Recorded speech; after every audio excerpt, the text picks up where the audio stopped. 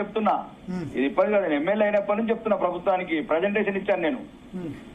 మనం ఎలా ఈ ప్యాడీ ప్రొక్యూర్ చేయాలి, మనకున్న 12,702 గ్రామాలలో మనకు ఎంత వస్తుంది ప్యాడీ, ఒక 1 మంత్ ముందు గన్ని బ్యాగ్ అరేంజ్మెంట్స్, ఒకవేళ ఈ రోజున్న బీహార్ లేబర్ ప్రాబ్లం ఉంటే లోడర్స్ లేదు, రైతులకు ఏదైనా వీలైతే ఈ కొద్దిగా ప్రజాకర్షణ పథకాలు, ఈ సోమరిపోతు పథకాలు, అవినీతి పథకాలు పక్కన పెట్టి రోడ్ల మీద వడ్లు వేయకుండా సామూహిక కల్లాలు, లేదు ఈ పనికిరాని ఇచ్చే బదులు అది డ్రాయర్స్ 15 రోజులు 10 రోజులు ఎండాల్సిన రోడ్డు మీద రైతుని 2 గంటలలో అయిపోతుంది. ఎక్కడికి వెళ్తుంది ప్రపంచము, మనమేటి వెళ్తున్నాం తెలంగాణ.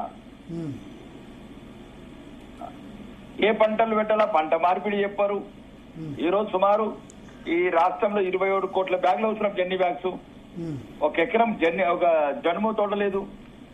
ఈ రోజు కూడా ఏదో వ్యవసాయ కమిషన్ ఏదో రిపోర్ట్ ఇచ్చింది సీఎం గారికి. ఏ పంటలు పండించాలా, ఏ పంటలు పండించద్దు. ఓకే, ఇవన్నీ పక్కన పెడితే ప్రభుత్వం ఏం చర్యలు తీసుకోవాలా? ఇప్పుడు సుమారునికి 540 మండలాలు, మన ఏ మండలంకి ఎంత? ఇప్పుడు ఉదాహరణకు ఒక రాజకీయ నాయకులు సభ పెడితే ఎన్ని రకాలుగా మనము అరేంజ్మెంట్ చేసుకుంటాం. ఇప్పుడు ఉదాహరణకు ఆర్మూర్ ఉంది, ఆర్మూర్లో ఎన్ని ఎకరాల క్రాప్ ఉంది, ఎన్ని బ్యాగ్స్ వస్తాయి, ఎన్ని లారీలు అవసరం, ఎందుకు రైతులంటే ఇంత నిర్లక్ష్యం ఎందుకు? రైతులు ఓటు బ్యాంక్ ఎందుకు చూసుకుంటారు? రోడ్ల మీద యాక్సిడెంట్లు చచ్చిపోతున్నారు. రైతు కళ్ళలల్లా ఇప్పుడు నజరుద్దీన్ కావచ్చు, గౌరయ్య కావచ్చు, ఎవరి పాపం ఎవరు కట్టుకోవాలా? ఈ రోజుల తరబడి ప్రతి రోడ్డు తిరుగుతున్నాం, ఎక్కడ చూసినా రైతుల కన్నీళ్లు. రోజు సాయంత్రం అయితే ఆకాశం వైపు చూస్తున్నారు, వీళ్ళేమో ఢిల్లీ వైపు చూస్తున్నారు. వీళ్ళేమో ఢిల్లీ వైపు, వీళ్ళేమో ఆకాశం వైపు. ఇది ఆ పరిపాలన. ఇది ఒక్కరోజు వచ్చిన సమస్య కాదే. ఇప్పుడు ఈ రోజు 90 లక్షల టన్నుల ఎవరు చెప్పిండ్రు? ఉత్తమ్ కుమార్ రెడ్డి గారు చెప్పిండ్రు 2 నెలల ముందు. నీకు బ్యాగులు ఎన్ని అవసరం, లారీలు ఎన్ని అవసరం, కాంటలు ఎన్ని అవసరం, మ్యాన్ పవర్ ఎంత అవసరం, ఆఫీసర్స్ ఎంత అవసరం, కొనుగోలు కేంద్రాలు ఎంత అవసరం, కాంటలు ఇదే చిన్న ఇదేంటండి? ఇదేం పరిపాలన? గాలికి వదిలేశారు, అయిపోయింది. వర్షం పడ్డది నిన్న. మళ్ళీ పెద్ద జోక్ ఏంటంటే ఈ రోజు పేపర్లో చదివితే ఆ 3 జిల్లాల కింద ప్రత్యేక చర్యలు తీసుకుంటున్నారు. మాకు వర్షాలు వల్లేదు, మా రైతులు దావలేదు, మేము ఎండలో దాస్తలేము. మళ్ళా ఖమ్మం, మహబూబ్నగర్, నల్గొండనే మేము రైతులం కాము, మేము మనుషులం కాము. ఈ రాష్ట్రంలో చచ్చేది మేము, ఎండలో చచ్చేది మేము, రైతులు మా వాళ్ళు. అక్కడ ప్రత్యేక అధికారం. ఇదేం పరిపాలన అండి? ఇది కరెక్ట్ కాదు. ఆకాశం అక్కడనే లేదు, ఆకాశం ఇక్కడ కూడా ఉన్నది. ఆకాశం మధుర కొడంగల్ మీద లేదు, వాన నల్గొండ మీద పడతలేదు, వాన ఆర్మూర్లో పడుతుంది, వాన నిజామాబాద్ లో పడుతుంది, వాన కరీంనగర్ లో పడుతుంది, చిరుతలలో పడుతుంది. ఇంత దుర్మార్గమైన ప్రభుత్వం నేను చూడలేదు భరత్. ఇప్పుడు అధికారం, ఇప్పుడు లాస్ట్ టైం కేసీఆర్ ధర్నా చేశారు ఢిల్లీలో, ఎఫ్సీఐ ప్రొక్యూర్మెంట్ చేయట్లేదు, దొడ్డు బియ్యం అంటున్నారు అని చెప్పి ధర్నా చేశారు. మొక్కల కొనుగోలు కూడా కేంద్ర ప్రభుత్వాన్ని నిందించారు తుమ్మల నాగేశ్వరరావు. మరి మీరు కూడా ప్రోయాక్టివ్ స్టెప్స్ తీసుకోవాల్సిన అవసరం ఉంది కదా. వాళ్ళు మిమ్మల్ని బ్లేమ్ చేయడం, వీళ్ళు మిమ్మల్ని బ్లేమ్ చేయడం, బీఆర్ఎస్ ఏమో ఇద్దరిని బ్లేమ్ చేస్తారు. నేను ఏమంటున్నాను, మేము క్లియర్ గా చెప్పామండి. మేము 25% ప్రొక్యూర్ చేసుకుంటాం. మాకు 29 రాష్ట్రాలు, 4 కేంద్ర పాలిత ప్రాంతాలు, 150 కోట్ల దేశం. ఒక్కొక్క రాష్ట్రానికి ఎంత ఇవ్వాలా? ఒక రాష్ట్రం లేదు మాకు, ఇది ఒకటే రాష్ట్రం అయితే ఇది అది మేము భారతదేశం గురించి మాట్లాడుతున్నాం. మీరు 29 రాష్ట్రాలకు కోటా ఇస్తాం. కొన్ని దగ్గర గోధుమలు ఉంటాయి, కొన్ని దగ్గర ఇంకోటి ఉంటుంది, కొన్ని ఉంటుంది. ఈ దేశాన్ని ఒక సామూహికంగా ఒక రకంగా ఉంచాలి. దీంట్లో మీకు క్లియర్ గా గవర్నమెంట్ ఆఫ్ ఇండియా ఇన్స్ట్రక్షన్స్ ఉన్నాయి. మీరు సరైన చర్యలు తీసుకోవాలా. ఇందిరమ్మ చీరలు మేము ఇవ్వలేదు, మీరు మంచిరు కదా, మంచిరు కదా. ఇక్కడ ఏది కావాలని చేయి కదా. 300 రూపాయల చీరలు 800కి స్కీములు పెట్టిందండి. నేనేమంటున్నాను భరత్, ఇప్పుడు మేము 25% క్లియర్ గా తుమ్మలాగా చెప్తున్నారు కదా, 25% కాదు, గవర్నమెంట్ ఇన్స్ట్రక్షన్ 29 రాష్ట్రాలకు.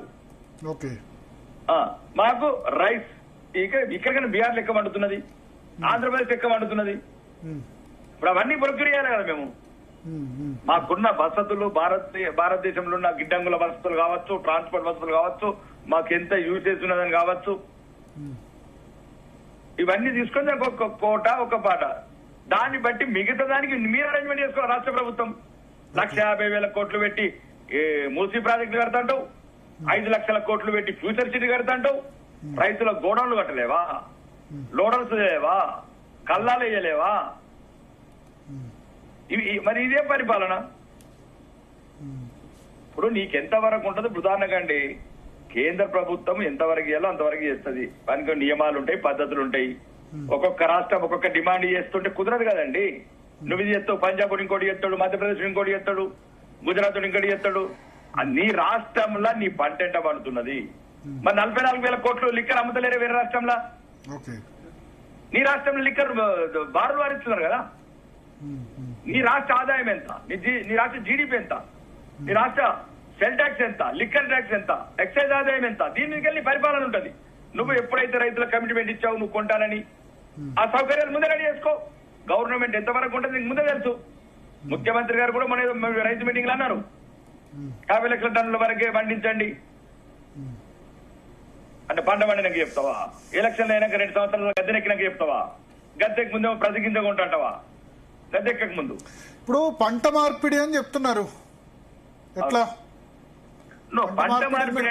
చేస్తారా? ఆయిల్ పామ్ లాంటి పంటల్ని వాటి ఎంకరేజ్ చేస్తారా? ఇప్పుడు మీరు కూడా చెప్తున్నారు వరి ఎంత వేస్తే కొనుగోలు చేయడం కష్టం, ఎఫ్సిఐ దగ్గర ఆల్రెడీ గోడౌన్లు పూర్తిగా నిండిపోయి ఉన్నాయి, అందులో దొడ్డు బియ్యం అయితే ఇంకా కష్టం అని చెప్తున్నారు కదా. అవును అవును, చేయాలి, పంట మార్పిడి చేయాలి, అవిట ప్రోత్సాహకాలు ఇవ్వాలి. ఇప్పుడు మన కందులు లేవు, పెసర్లు లేవు. ఈ రోజు తెలంగాణ రాష్ట్ర వ్యాప్తంగా కావచ్చు, సౌత్ ఇండియాలో కావచ్చు, కందిపప్పు వాడని ఇల్లు ఉన్నది. మరి కందిపప్పులు ఎందుకు పండియవు? ఈరోజు రైతులను సోమరిపోతులు చేస్తున్నారు. ఇప్పుడు నీకేమేమి ఈ రోజు నీకు తెలంగాణకు రావాల్సిన ఏవైతే కాయగూరలు ఉన్నాయో మిగతా రాష్ట్రాలకి వెళ్ళి వస్తున్నాయి. ఇవ్వు, అవిట్లకి ఇవ్వు బోనస్లు, కందులకి ఇవ్వు, పెసర్లకి ఇవ్వు, రాగులకి ఇవ్వు. వంట నూనెలకి ఏదో అవసరమో. పామాయిల్ ఈ రోజు మంచి రేటు ఉంది, 23,000 ఉంది. మనం ఇంకా 1,00,000 కోట్ల ఇంపోర్ట్ చేసుకుంటున్నాం. ఇప్పుడు మా నిజామాబాద్ జిల్లాలో 7,000 ఎకరాలు అయింది, నిర్మల్ అయింది. పెంచండి, ప్రోత్సాహాలు ఇవ్వండి. నేను అనేది ఉద్దేశం ఒక్క రోజులో మారదండి, మార్చుతూ రావాలి. గంటలల్లా ఏంటి కుదరదు. ఇప్పుడు ఒకటేసారి తులం బంగారం ఇస్తున్న వాగ్దానంతో కాదు, కుదరదు. రైతులు 6 కాలం కష్టం చేస్తారు. ఏదో నోటికొచ్చి తులం బంగారం ఇస్తాము, స్కూటీలు ఇస్తాము, 4,000 పెన్షన్ ఇస్తాము, 2,500 మహాలక్ష్మి ఇస్తాము, ఇది కాదు కదా. ఇప్పుడు ఒక ఉదాహరణ చెప్తున్నా భారత్, 3 రైతు భరోసా ఎగ్గొట్టారు, 27,000 కోట్లు. ఆ 27,000 కోట్లను పెట్టండి. రాష్ట్ర వ్యాప్తంగా 10,909 రెవెన్యూ విలేజ్లు ఉన్నాయి.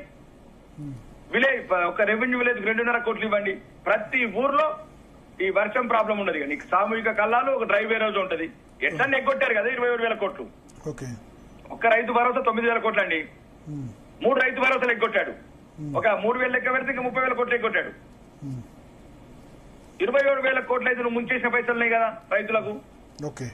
ఆ 10,000 విలేజ్ 2.5 కోట్లు ఇవ్వు.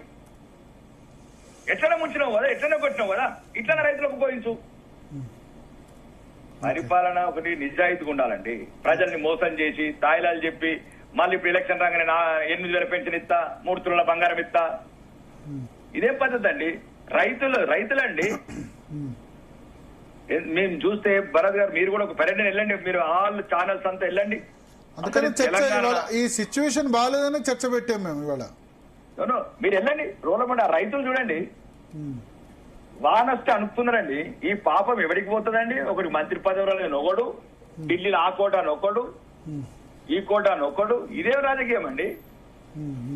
అసలు పరిపాలన మీద దృష్టి లేని ఈ ప్రభుత్వం దురదృష్టం అండి. ప్రజలు పెనం మీదకి వెళ్ళి పొయ్యిలో పడ్డరు. కాబట్టి ఇప్పటికైనా ప్రభుత్వం మొత్తం అన్ని పనులు పక్కన పెట్టి, కమిషన్లు, అవినీతి పథకాలు పక్కన పెట్టండి.